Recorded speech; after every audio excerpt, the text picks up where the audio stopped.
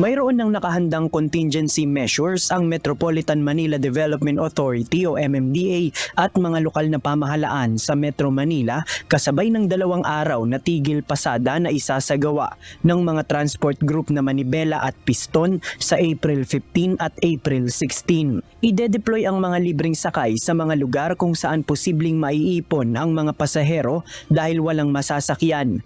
Pero ayon sa MMDA, tila hindi naman magkakaroon ng malaking epekto sa pampublikong transportasyon ang tigil pasada ng Manibela at Piston.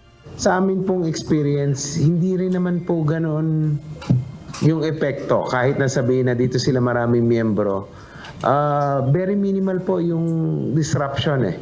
Pero just the same, handa po ang ating pamahalaan na tumugon.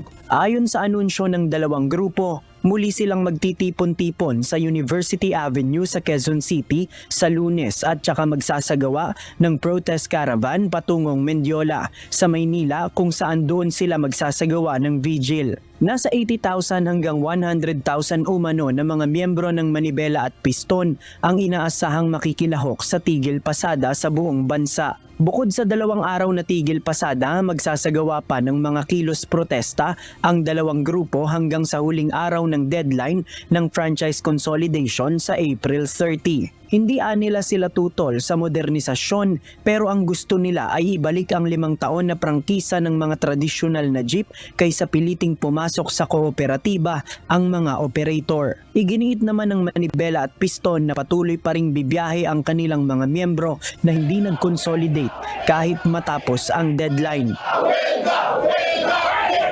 Tatakbo kami dahil ang sabi ng Kongreso lang ang pwedeng magtanggal sa aming mga prangkisa. Tatakbo kami. Kung huhulihin nyo kami na mismo ang lalapit sa inyo sa opisina ng LTO at LTFRB. Ibabalagbag namin dyan yung aming mga jeepney. Hindi ho kami natatakot na kayo ay manghuli sa amin. Kayo po ang matakot.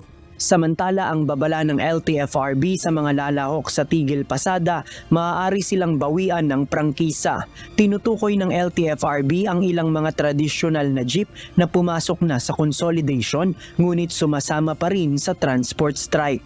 Pag nakita ho namin yung mga jeepney nila, pwede ho namin silang tuluyan na hong tanggalan ng prangkisa. Dahil meron hong mga iba pa na may prangkisa pero tila sumasama sa mga grupong ganito. JP Nunez, UNTV, News and Rescue. Diyos ang aming sandigan, serbisyo publiko ang aming pinahahalagahan.